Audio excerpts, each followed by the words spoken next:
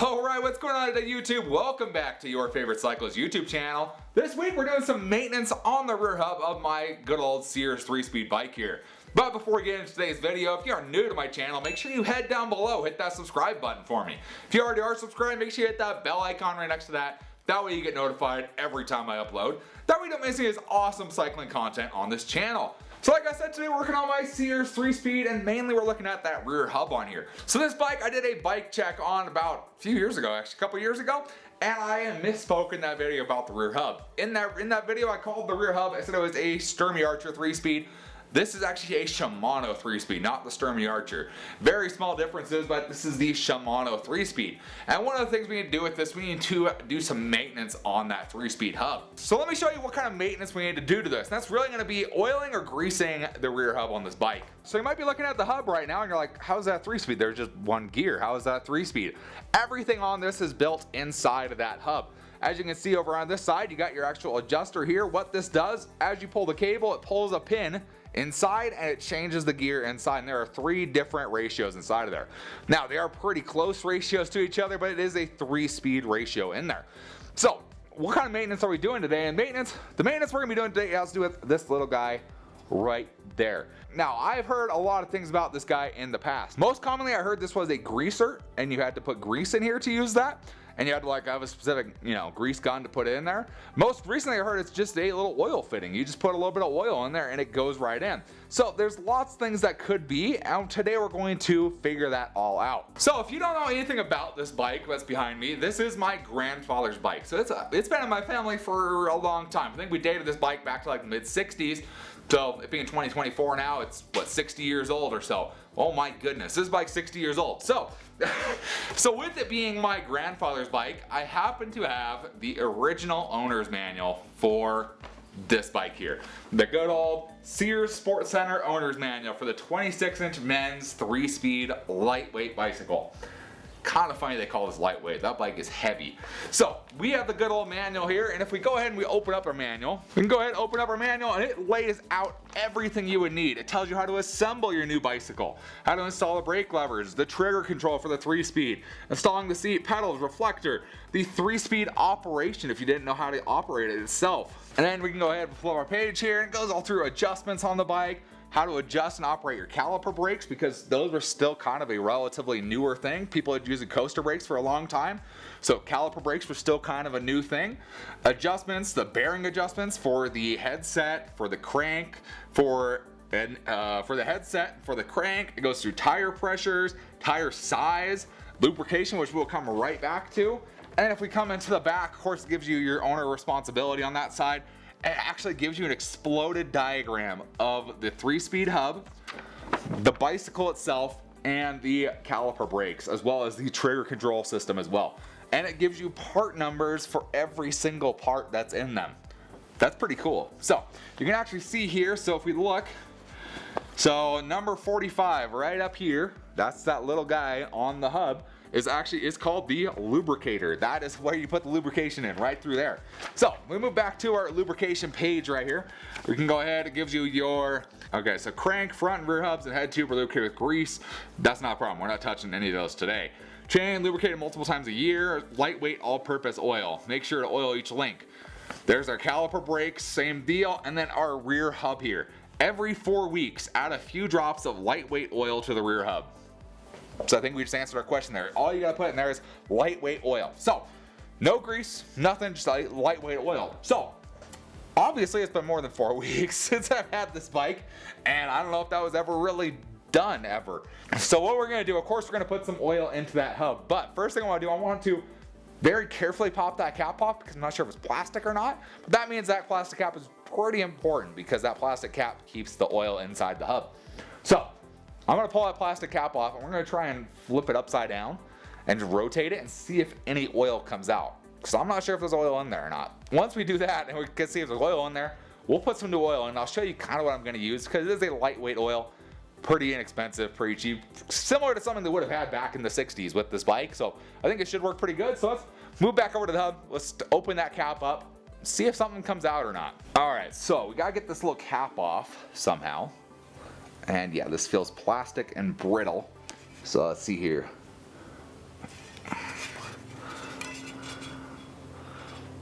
okay, there it goes. Okay, so it's just a little port. That's what it looks like. It is wet. So let's try and just curiosity.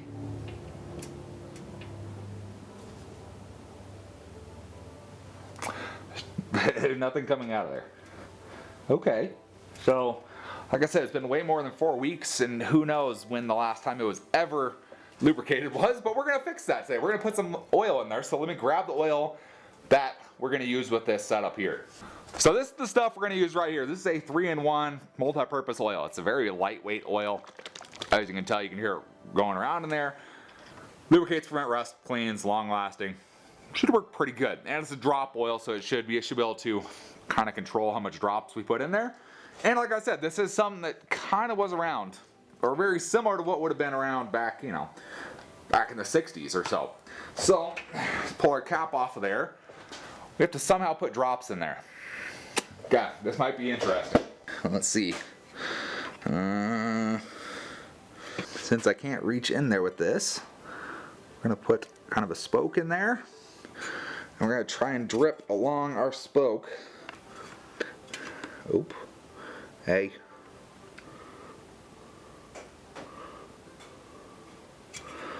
And try and let that go right in. There we go, that works. I feel like I should add a little bit more. So if you have a smaller bottle, you can make this work way easier. I don't know if it's going in or not. It should, it's just a small hole. Okay. If you have a smaller bottle of this oil, it'd probably work easier, of course, but let's see. Throw some drops down there. I really don't know. I can't even tell if it's going in or not. I think it is. Yeah, it's going in. I'm adding a few more because it's, you know, been more than 4 weeks. Give it a little bit more lubrication, I guess. There we go. Okay, let's try that. Let's see. Okay, so there's a few drops. A few more than 4, but you know, give this a shot here. So once you have it lubricated up, like I said, you're going to need to put this little cap back on because that's what keeps the oil in there. Okay, put the cap back on. Grab a paper towel. Okay. Kind of wipe up any of this oil on our hub here. Alright, so we got oil in there, so let's give it a couple pedals here. Let's see what it sounds like. See if it sounds any different, I guess. Let's see if we can spread the oil around some. I think it's kind of what we want to do. So, let's see. So right now I'm in, I think, first gear. Let's see. There's second, there's third, yep.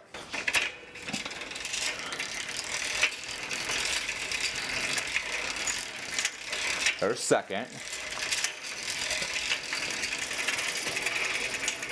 There's third.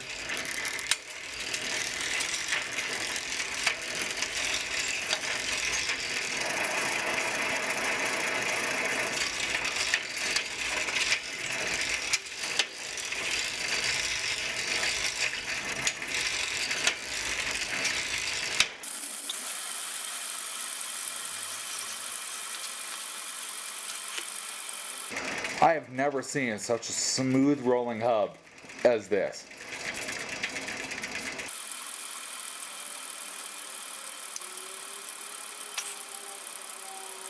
It's still going.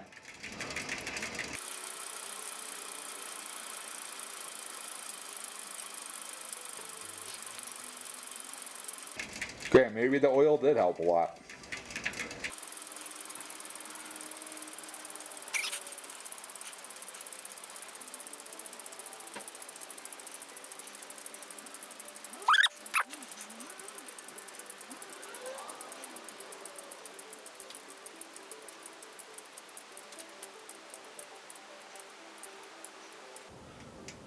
That is literally the best rolling hub I've ever seen.